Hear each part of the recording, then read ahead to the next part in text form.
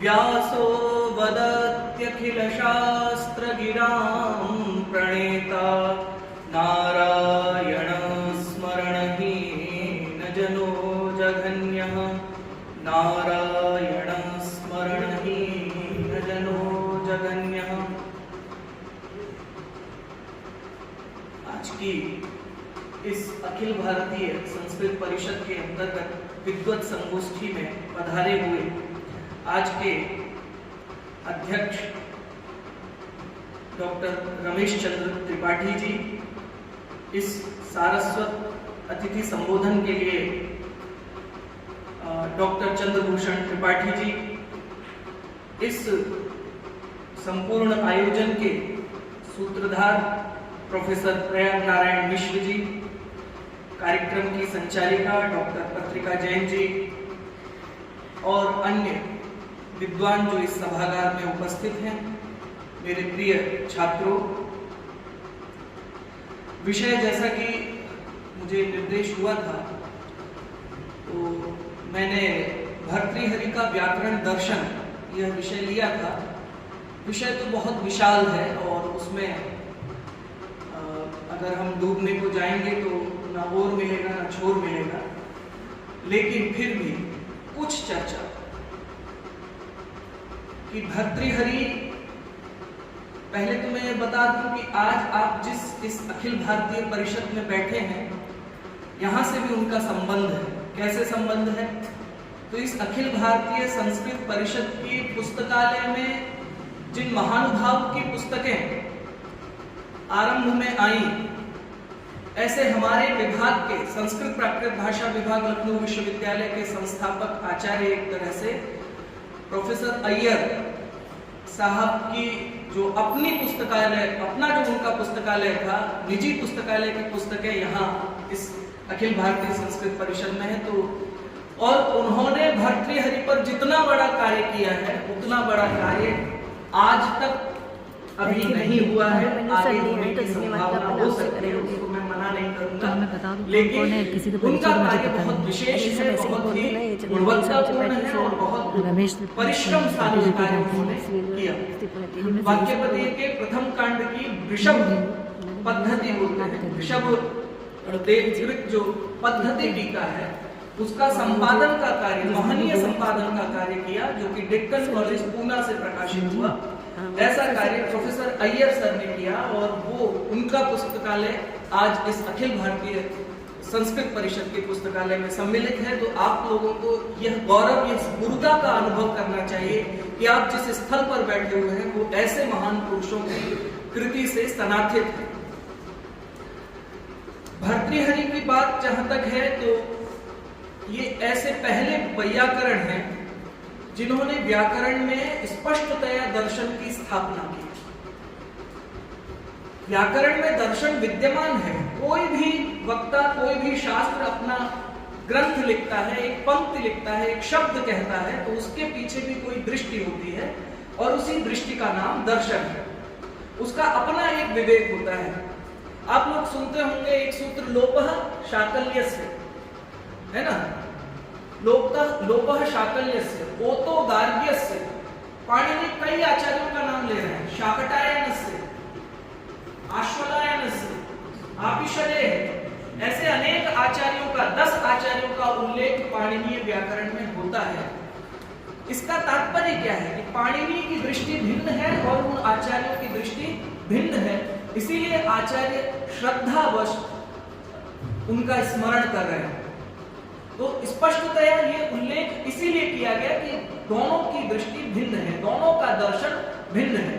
पाणिनि ने अपना व्याकरण बनाया, उससे पूर्व भी इंद्र, चंद्र, कास्मिश कुछ बात के हैं और उससे पहले ऐन्द्र व्याकरण जिसको कहते हैं, आपिशली व्याकरण उससे पूर्ववर्ती है।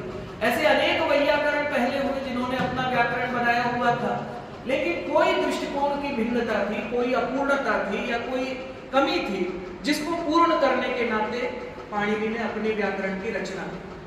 तो दर्शन तो सब जगह था, दर्शन अष्टाध्यायी में भी था, दर्शन उसके बाद उस पर लिखी हुई वृत्तियों में भी है, दर्शन उसके बाद लिखे हुए महाभाष्य में तो बहुत स्फुट है। क्योंकि भर्तृहरि जितना अवनत होते हैं महाभाष्यकार के सामने, पतंजलि के सामने, और झुक करके उन्हें एकदम जिसे सरेंडर कहते हैं ना, पूरी तरह से वो समर्पित होकर के पतंजलि के प्रति अपना आदर प्रदर्शित करते हैं और कहते हैं कृतयथ पतंजलिना गुरुणा तीर्थ दर्शिना। ऐसे हैं कि उनका दर्शन ही तीर्थ है। ऐसे पतंजलि के द्वारा जो ये महाभाष्य निबंधनम सर्वेषां न्याय बीजानां, मतलब कोई भी विद्या का न्याय, यहाँ विद्या के लिए आया है, कोई भी विद्या का ऐसा बीज नहीं बचा, ऐसा कोई पक्ष नहीं बचा जिसकी चर्चा महाभाष्यकार ने अपने ग्रंथ में न की हो, पतंजलि ने महाभाष्य में न की हो। अर्थात सबका कोई न कोई स्फुट, कोई थोड़ा सा अंश वहां विद्यमान है, ऐसा पतंजलि स्वीकार करते हैं। जब वाक्यपदीय के अंत में वो अपना कुछ परिचय बता रहे हैं, कुछ इतिहास बता रहे हैं, तो उसमें इसका उल्लेख करते हैं। तो ऐसे पतंजलि के द्वारा महाभाष्य लिखा गया, उसमें भी अपना एक दर्शन है, लेकिन एक जिसे कहते हैं स्थापना, दर्शन शब्द को लेकर के नहीं बल्कि स्पष्ट शब्दों में जो स्थापना है, तो वो भर्तृहरि को श्रेय जाता है कि भर्तृहरि ने व्याकरण में दर्शन को स्थापित किया। कैसे किया? तो सभी तत्वों का जो मूल है, जब हम उसकी चर्चा करने लगते हैं किसी भी शास्त्र परंपरा में, तो निश्चित रूप से वहां दर्शन दृष्टिगोचर होने लगता है। तो ब्रह्मकांड की पहली कारिका जो उन्होंने आरंभ की और उसका पहला अक्षर जब लिखा, तो उसमें अनादि निधन शब्द, अनादि निधनम ब्रह्म, सभी विद्याओं का मूल ब्रह्म है, ब्रह्म से ही सब निकलता है, सब ब्रह्म में ही लय हो जाता है। और इसका आरंभ अनादि निधन से करते हैं और अंत विवर्तते अर्थभावे आते हुए, विवर्त तो आप लोग जानते होंगे, जिसमें सतत तो अन्यथा तथा विकार इत्युदीरिता, जिसमें पूरी तरह से परिवर्तन हो जाए, दूध का दही बन जाए तो विकार कहलाता है। लेकिन अतत्व तो अन्यथा तथा विवर्त इत्युदीरिता, जिसमें तात्विक रूप से चीज बदलती नहीं है, वस्तु में परिवर्तन नहीं होता है, लेकिन प्रतीत होता है नहीं, लेकिन प्रतीत होता है, प्रतीति होती है। तो यह पूरा का पूरा जो जगत की प्रक्रिया है वो किसका विवर्त है? उस अनादि निधन ब्रह्म का है, जो अक्षर है। अनादि निधनम ब्रह्म सब शब्द तत्वम यदक्षरम, जो शब्द तत्व है, अर्थात शब्द ही सभी विद्याओं के मूल में है, सभी प्रकार की उत्पत्ति रचना के मूल में भी शब्द है। इसको उन्होंने प्रमाणित किया। अब मैं इसको श्रुति से भी प्रमाणित करता हूं कि शब्द का मूल कैसे है। आप लोग कठोपनिषद में पढ़ते होंगे, सर्वे वेदा यत् पदमामदन्ति तपांसि सर्वाणि च यत् वदन्ति यदिच्छन्तो ब्रह्मचर्यं चरन्ति तत्ते पदम संग्रहेण प्रवक्षे ब्रवीमि ओम इत्येतत्। सबके मूल में क्या है? ओम है। कठोपनिषद प्रतिपादित कर रहा है। ऐसे अनेक मंत्र हैं जिनमें इस प्रकार की बात है कि वागेव विश्व भुवनानि जज्ञे, कि वाणी से ही सब विश्व और भुवन प्रकट हुआ है। वागेव ब्रवीति, वागेव संतनोति, वाग ही विस्तृत होती है, वाग ही बताती है। प्रकारांतर से दंडी ने भी कहा, इदम अंधंतम कृष्णम जायेत भुवनत्रयम्, यदि शब्दा हुयम ज्योति आ संसारम न दीपयेत्। यह संसार में अगर यह दीप ज्योति, शब्द रूपी दीप ज्योति प्रकाशित न होती, तो सारा का सारा भुवनत्रय यह क्या हो जाता? अंधा हो जाता। तो इस प्रकार की जो चर्चा है वो भर्तृहरि वाक्यपदीय की पहली कारिका के पहले अंश से ही वो आरंभ करते हैं। अब देखिए, अनादि निधन शब्द बड़ा व्याख्या सापेक्ष है और इससे मेरा बड़ा गहरा लगाव है। क्यों लगाव है? मेरा लखनऊ विश्वविद्यालय में जब इंटरव्यू हुआ तो उन्होंने पूछा भर्तृहरि पर काम किया है कि हाँ, भर्तृहरि की पहली कारिका सुना दी, अब इसका अर्थ करो। मतलब बड़ा तेजी में प्रश्न उत्तर हो रहे थे, एकदम गहमा गहमी से संस्कृत में उत्तरम ब्रूहि। अच्छा बताते हैं। अब मैंने जब नेट की तैयारी की थी तो उसमें अनादि निधनम ब्रह्म पर संस्कृत में लगभग 4 पन्ने तैयार किए हुए थे और वो एकदम रटे हुए थे, एकदम मस्तिष्क में बैठे हुए थे। अब मैं एक तरफ से जब शुरू हुआ अष्टाध्यायी जैसे सुनाते हैं वैसे कोई सुना रहा हो, तर तर तर तर तर तर तर तर वो संस्कृत में मैंने सब सुनाया। तो अनादि निधनम ब्रह्म हमारी नौकरी का भी प्रापक है, इसलिए ही हमें नौकरी दी। विषय से मैं कभी दूर नहीं हो सकता हूँ। मेरा इससे आत्मिक लगाव है और आजीविका का भी लगाव है। तात्विक भी है ये और आर्थिक भी है, पारमार्थिक भी है, दोनों तरह से ये जुड़ा हुआ है। तो अनादि निधनम, तो आदि निधनम, आदि निधनम, जिसका आदि है और निधन है उसे आदि निधन कहेंगे। कि जिसकी उत्पत्ति हुई है, जातस्य ही ध्रुवो मृत्यु ध्रुवम जन्म मृतस्य च, गीता कहती है कि जो हुआ है वो मरेगा भी, उसको जाना भी है, जिसका जाना हुआ है उसका जन्म भी सुनिश्चित है। लेकिन यहां क्या लगा दिया? अनादि न विद्येते आदि निधने, जिसका ना तो आदि है ना निधन है, दोनों नहीं। आदि कहते, आदि न कहते, केवल निधन कहते कि निधन नहीं है तो भी शंका हो जाती, लेकिन दोनों को जोड़ के रखा, न विद्येते। फिर आगे एक और कहा, अक्षरम, न क्षरती अक्षरम, जिसका विनाश कभी नहीं होता है, तीनों कालों में जो विनाश से परे है। आदि निधन भी कह दिया था, अनादि निधन भी कह दिया था, फिर अक्षरम भी कहना पड़ा, दोनों लगाए, क्योंकि अक्षर शब्द से उन्हें एक और बात कहनी थी, अक्षु व्याप्तौ भी।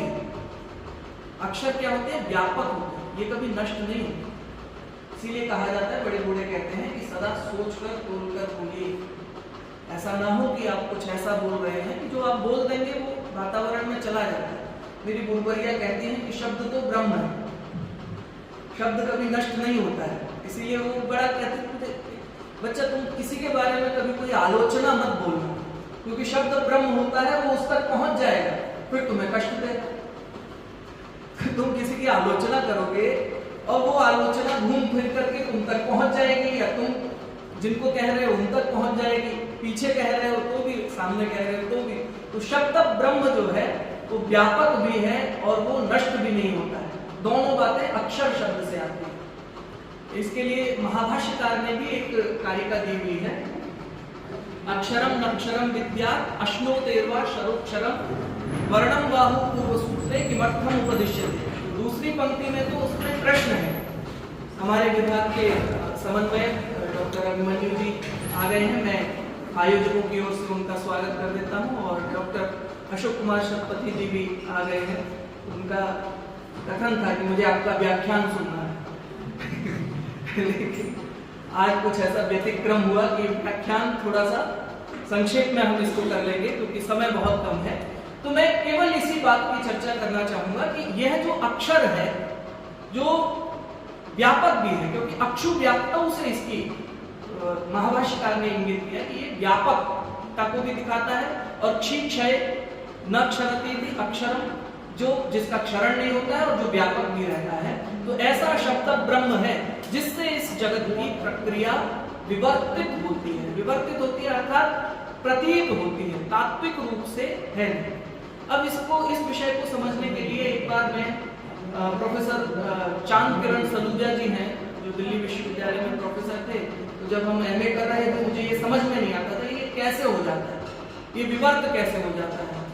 और फिर अगर सब कुछ शब्द है तो शब्द ही शब्द को समझाता है, शब्द ही शब्द की बात करता है, शब्द ही शब्द को मार देता है, शब्द ही खत्म होता है, शब्द ही उत्पन्न हो जाता है। ये सब कैसे हो रहा है, हम ये उत्पत्ति विनाश इस सब में कैसे प्रतिबिंब है? तो कहा ये जो जैसे तुम समझ रहे हो वैसे नहीं। उनका कहना था, जिसको मैं उन्हीं की वाणी आपके सामने रख रहा हूं, कि ये जो शब्द ब्रह्म है, शब्द ब्रह्म क्यों है? क्योंकि जब कभी कुछ भी उत्पन्न हुआ, आपने नासदी सूक्त पढ़ा है, या जो लोग एमए कर रहे हैं वो पढ़ेंगे, जो लोग पीएचडी कर रहे हैं पढ़ चुके होंगे। आनीदवातम स्वधया तदेकम, है ना, तमासी तम गूढ़मग्रे, तम ही अंधकार था, लेकिन फिर भी कोई था जो स्वधया से, अपने ही तत्व से जो श्वास ले रहा था। और अगर वो, उसके ना तो अपाणिपादो जवनुग्रहीता, उसके ना पैर है ना हाथ है, कुछ है ही नहीं, तो सृष्टि होगी कैसे? तो अगर मूल में जाएंगे तो वहां कहीं ना कहीं ध्वनि की ही बात आएगी, जिसकी ओर संकेत कर रहा है कठोपनिषद कि ओम इत्येतत्। वह ध्वनि क्या थी? वह ओम ध्वनि थी, जिससे यह पूरा का संसार उत्पन्न होने लगा। अब जब उत्पन्न हो गया तो समझ में कैसे आएगा? तो शब्दों के माध्यम से ही एक प्राणी नया जिस संसार में आता है, हम तुरंत उसका एक नामकरण कर देते हैं। महाभाष्यकार कहते हैं कि दशमे अहनि जातस्य पुत्रस्य नाम वेदध्यात्, पुत्र से जाता से 10वें दिन नामकरण कर देना चाहिए। क्यों? नामकरण आप नहीं करेंगे तो उसको चिंटू, पिंटू, टिंकू ये सब नाम रख देते हैं लोग। कुछ भी उसको कुछ ना कुछ आपको बुलाना है तो उसका अशुद्ध नाम रखेंगे, अपभ्रंश नाम रखेंगे। सीधे शुद्ध नाम रख दीजिए और शुद्ध ही नाम को पुकारिए। नाम का बड़ा प्रभाव होता है।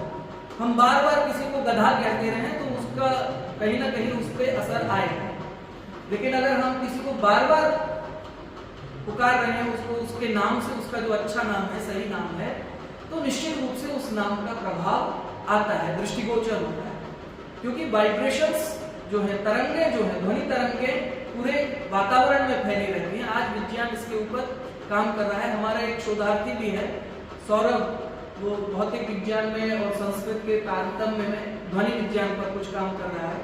तो उनका ये कहना था कि जब हम कोई भी चीज जानना चाहते हैं तो उसका माध्यम शब्द ही होता है। अब इसमें दो तरह के शब्द हैं, एक वर्बल है, एक नॉन वर्बल। नॉन वर्बल भी शब्द है, जिसको हम नहीं कह रहे हैं वह भी शब्द है। हम बताते हैं, आज का साइंस कहता है कि 80% हम इशारों में बात करते हैं, 80% हम हमारी शारीरिक एक भाषा है। क्योंकि हम शब्द बोल करके भी उसके पीछे कुछ एक इंगित कर देते हैं, कुछ काकू ध्वनि कर देते हैं, कुछ इस तरह का जेस्चर कर देते हैं कि वह शब्द जिस अर्थ में है उस अर्थ के अतिरिक्त अन्य कई अर्थ देने लगता है। तो ये जो कुछ भी प्रक्रिया होती है वो भी शब्द के ही अंतर्गत है, क्योंकि उससे एक प्रतीति होती है। और आपको जानकर आश्चर्य होगा, ये भर्तृहरि हैं जिन्होंने सबसे पहले अर्थ की परिभाषा की। उससे पहले अर्थ की परिभाषा देना संभव नहीं हुआ। उन्होंने कहा कि यस्मिस्तु चरिते शब्दे यदा योऽर्थः प्रतीयते। एक शब्द बोला गया, अब तेज शब्द के अनेक अर्थ हैं, लेकिन शब्द जब तेज जिस संदर्भ में बोला जा रहा है, वक्ता ने अपने संदर्भ में कहा, श्रोता ने अपने संदर्भ में समझा, तो वक्ता ने जिस संदर्भ में सोच करके बोला उसके लिए वही उसका अर्थ है, और श्रोता ने जिस संदर्भ में समझ लिया वही उसका अर्थ है। यस्मिस्तु चरिते शब्दे यदा योऽर्थः प्रतीयते। जब शब्द बोला गया और उसके उसी तत्क्षण इधर बोला गया, जैसे कि बटन आप दबाते हैं बिजली का और तुरंत बल्ब जल जाता है, उतनी तेजी से जो अर्थ की प्रतीति आपके मस्तिष्क में कौंध जाता है, एकदम जिसे कहते हैं ना, एकदम फ्लैश होता है। प्रतिभा उस तरह से आपको अर्थ की प्रतीति कराती है। तमाहु अर्थम शब्दस्य नान्यत् अर्थस्य लक्षणम। अर्थ का और कोई लक्षण हो नहीं सकता। जब जो शब्द बोला गया तुरंत उसके अनुक्षण जो प्रतीति श्रोता को हो गई वही उसका अर्थ है। तभी बाद में श्रोता आता है, आपने क्या बोला, हम समझे नहीं। क्यों नहीं समझे? क्योंकि हमारा ध्यान कहीं और था। हमने सुना, शब्द तो सुना, लेकिन हम उसका अर्थ कुछ और लगा रहे हैं। नौकर कई बार सुन लेते हैं, एक उदाहरण बहुत दिया जाता है, सैंधव मान है। सैंधव के दो अर्थ हैं, नमक है और दूसरा अर्थ अश्व है। लेकिन अगर वो रथ पर चढ़ रहा है या युद्ध के लिए जा रहा है, तब सैंधव माने कहा जाए और उसने नमक ला के रख दिया, उसका ध्यान खाने में है, तो अर्थ की प्रतीति नहीं हुई, लेकिन उसके लिए वही अर्थ है। सैंधव शब्द यहाँ बोला और जो सेवक ने सुना और सुनकर के उसके मन में नमक ही अर्थ आया, तो उसके लिए वही अर्थ है। नान्यत् अर्थस्य लक्षणम, और कोई अन्य लक्षण हो नहीं सकता। इस प्रकार की प्रतिभा भर्तृहरि की है, और वो भर्तृहरि के वाक्यपदीय में ही है जो 16 कारण जो बताए जाते हैं, अन्य आनुषंगिक कारण जो अर्थ को निर्धारित करते हैं, संयोगो विप्रयोगश्च, वो भी वाक्यपदीय से ही लिया हुआ है। और उसका विस्तार आपको काव्यशास्त्र में मिलता है। कहने को बहुत कुछ है, लेकिन समय क्योंकि आदेश नहीं दे रहा है, ये उधार रहा एक तरह से हमारा व्याख्यान। जब कभी पुनः अवसर होगा इसको फिर विस्तार देंगे। और हमें निरंतर अध्ययन के प्रति तत्पर रहना चाहिए। और भर्तृहरि की एक कारिका से मैं अपनी वाणी को विराम दूंगा कि प्रज्ञा विवेकम लभते भिन्नैः आगम दर्शनैः। हम जब निरंतर भिन्न भिन्न आगमों को, दर्शनों को देखते रहते हैं तो प्रज्ञा विवेक को प्राप्त होती है। प्रज्ञा तो सबके पास है, बुद्धि सबके पास है, लेकिन विवेक मतलब वो जो निश्चय करने की जो तात्विक बुद्धि है वो तभी मिलती है जब हम निरंतर एक विषय को अनेकत्र अध्ययन करते रहते हैं। तो प्रज्ञा विवेकम लभते भिन्नैः आगम दर्शनैः। कियत वा शक्यम उन्नेतुम स्वतर्कम अनुधावता, अपने तर्क के पीछे डंडा लेकर के पड़े रहने से कभी भी आपको तात्विक दर्शन की प्राप्ति नहीं होगी। आप निरंतर अपने मस्तिष्क को खुला रखिए और विभिन्न भिन्न आगम और दर्शनों को अपने अध्ययन का विषय बनाइए, तो निरंतर आपकी उन्नति होती रहेगी। परमात्मा आपको सामर्थ्य दे, आपको शक्ति दे, आप भर्तृहरि के व्याकरण दर्शन को समझने के लिए योग्य बने। भगवान मुझे भी ये सामर्थ्य देता रहे, क्योंकि उनका दर्शन तो अनंत है, विस्तृत है, और उसको निरंतर मैं समझता रहूं और आप लोगों से साझा करता रहूं। बहुत बहुत धन्यवाद।